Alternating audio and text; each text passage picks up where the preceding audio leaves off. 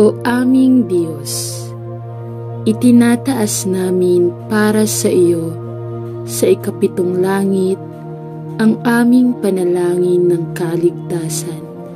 Alam namin ang iyong walang hanggang lakas at alam namin na ikaw lang ang makakapagligtas sa amin sa lahat ng kalamidad at sakuna.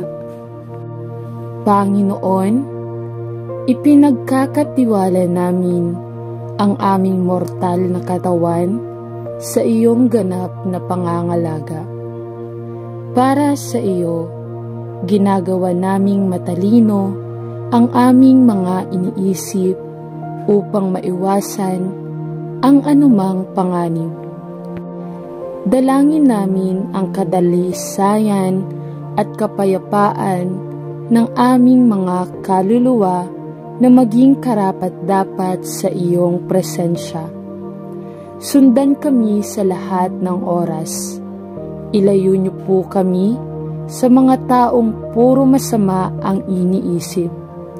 Ilayo mo kami sa mga taong nagsasabing kaibigan namin sila. Huwag mo kaming ilapit sa mga magiging daan patungo sa aming pagkawasak. Ilayo mo kami sa mga sitwasyong maghahatid sa amin sa impyerno. At huwag tayong lumapit sa masasamang mithiin ng dyablo. Alam nating ang tanging alalahanin niya ay ang ating mga kaluluwa at hindi tayo papayag na mapunta tayo sa kanyang kaharian. Panginoon, ikaw ang aming kaligtasan, alang-alang sa iyo ay iniiwan namin ang aming mga katawan, isip, damdamin at kaluluwa, sapagkat ikaw lamang ang makapangyarihan. Idinadalangin ka namin sa pangalan ni Jesus na iyong anak. Amen. Ang Diyos ang pinakamabisang doktor sa lahat ng ating mga karamdaman dahil walang imposible sa Diyos at sa lahat ng sakit at karamdaman. Mapapagaling niya kaagad. Kaya't halika at dalhin ang ating mga karamdaman at kahinaan sa Panginoon upang tayo ay gumaling. Santiago 5 verse 15. At ang panalangin ng pananampalataya ay magliligtas sa may sakit at ibabaon siya ng Panginoon. At kung siya ay magkasala, siya ay patatawarin. Panginoon, sinasabi ng iyong salita na sinasagot mo ang mga tao kapag tumawag sila sa iyong pangalan at iniligtas mo sila. Sa oras na ito, hinihiling namin sa iyo na pagalingin ang mga may sakit at nasugatan. At kung ang iyong kagalingan ay mangyayari ngayon, patuloy ka naming pupurihin, naghihintay ng sagot. Diyos ko, salamat sa pag-aalaga sa amin. Alam mo ang mga bagay na nag-aalala o nakakatakot sa amin. Mangyaring panatilihin ang aming mga kaluluwa sa kapayapaan ngayon. Tulungan kaming ituon ang aming mga iniisip sa iyo at sa iyong espiritu. Salamat sa Diyos sa pangako mong bibigyan kami ng buhay at kapayapaan. Makakapagpahinga na kami dahil niligtas mo kami. Diyos, salamat sa pagsakop sa mundo. Sa pamamagitan nito, maaari naming maranasan ang pagkakaisa sa iyo. Tulungan kaming makita ang lahat ng paraan ng pagkilos mo sa aming kapaligiran. Ilapit mo kami sa iyo at tulungan kaming tumuon sa ikabubuti ng iba. Nais naming maranasan ang iyong kaharian dito sa lupa tulad ng sa langit, kaya magkaisa kami sa layunin, para walang makakapigil sa mga taong naghahanap sa iyo na maniwala sa iyo. Amen. Panginoon, Ikaw lamang ang karapat-dapat parangalan, luwalhatiin at papurihin. Itinataas ka namin sa aming buhay. Ikaw ang Diyos na aming sinasamba at pinararangalan sa pangalan mo, O Jesus. Panginoon, kapag ako ay mahina, bigyan mo ako ng lakas. Hayaan ang aking pag-ibig na mahanap ako, lahat ng pangamba at lahat ng pag-aalinlangan na naghari sa aking puso. Pinakalma ang aming mga takot, punan mo kami ng iyong pag-asa, kagalakan at kapayapaan, habang patuloy kaming nagtitiwala sa iyo. Bigyan mo ako ng pag-asa sa sitwasyong hindi ko makita ang liwanag. Palakasin mo ang nalulumbay kong puso upang patuloy na lumaban sa hamon ng buhay. Hayaan mo akong umiyak sa iyong presensya tulad ng isang takot na bata sa problema, upang maiwaksi ang puso ko ang lahat ng kalungkutan, lahat ng hinaing, at lahat ng daing. Nawa ay ikaw ang aking lakas. Nawa ay ang bawat hakbang ko ay maging iyo. Huwag mo akong iwan, hawak mo ang aking kamay. Dahil sa palad ko, nakakuyom ang kamay ko. Panginoong Diyos, kami ay nagagalak sa iyo. Sa iyong kapangyarihang nagligtas, kami po ay nakatayo. Hindi kami magdurusa.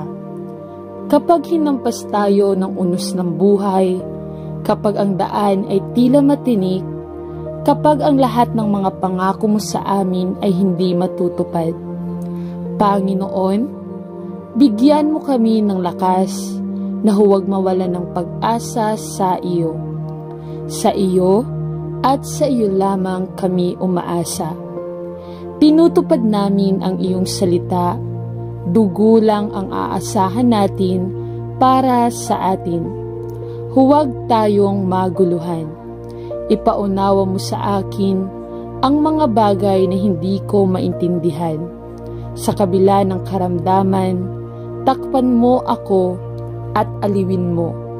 Ibalik ang mga ngiti at kaligayahan sa aking pisngi. Nang napagtanto kong mas maraming yaman kapag hinahalikan ko ang iyong krus, kapag dinadala ko ang aking sakit. Lubos kaming naniniwala sa kapangyarihang lumikha ng langit at lupa. Bigyan mo kami ng lakas na huwag mawala ng pag-asa sa iyo. Sa pangalan ni Hesukristo, Amen. O aking Diyos, gusto ko ng higit pa sa iyo. Kadalasan, pinipili kong tumakbo pagkatapos ng uso at pabayaan siya. Patawarin mo ako at baguhin mo ako. Ayokong mabuhay ng hindi nakatuon sa iyo. Habang naghahanda ako para sa linggo ng pagkabuhay, tulungan akong patahimikin ang ingay sa aking buhay. Ipakita sa akin ang mga hakbang na kailangan kong gawin upang ituon ang aking puso, isip, at kalooban sa iyo lamang. Hanapin mo ako, alamin mo ang isip ko. Linisin ang aking buhay, ituon ang aking pansin sa lahat ng nakakasakit sa iyong puso, at gawin mo akong katulad mo. Ipakita mo sa akin ang daan ng buhay, at punuin mo ako ng kagalakan sa iyong presensya. Mahal kita at gusto kong bantayan ka. Ito ang aking dalangin sa pangalan ni Jesus na aking tagapagligtas. Amen. Panginoon, Iniuuna ko sa iyo ang aking mga proyekto, aking gawain na maaari mong pagpalain at mapagtagumpayan. Panginoon, narito sa iyong harapan ang aking mga hakbang, ang aking mga iniisip, ang aking nararamdaman. Binibigay ko lahat sa iyo dahil alam kong ang pag-ibig at lahat ng bagay sa mundo ay sa iyo rin nagmula. Panginoon, hinihiling ko sa iyo na pagpalain ang aking mga plano ng iyong kapangyarihan at kadakilaan upang ako ay magtagumpay sa aking abambuhay kasama ng iyong kaluwalhatian sa pangalan ng ating Panginoong Hesukristo. Amen. Diyos ko, maraming salamat sa lahat ng biyayang hindi nagsasawang ibigay mo sa akin. Sisikapin kong gamitin ang mga biyayang natatanggap ko para makatulong sa ibang nilalang na nangangailangan. Maraming salamat sa patuloy na pagbibigay sa akin ng pagkakataong malaman ang dahilan ng aking pagiging. Maraming salamat sa pagkakaroon ng masayang pamilya, mga mapagkakatiwalaang kaibigan at kakilala. Sila ang dahilan ng aking kaligayahan. Sila yung mga taong nagbibigay inspirasyon sa akin para mabuhay at maging masaya araw-araw.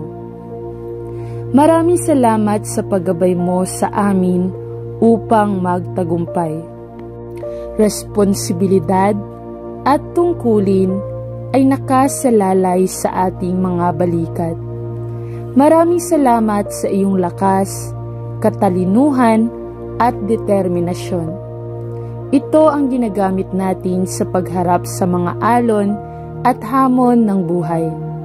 Maraming salamat sa iyong bugtong na anak na tumubos sa aming mga kasalanan sa pangalan ni Jesus. Amen.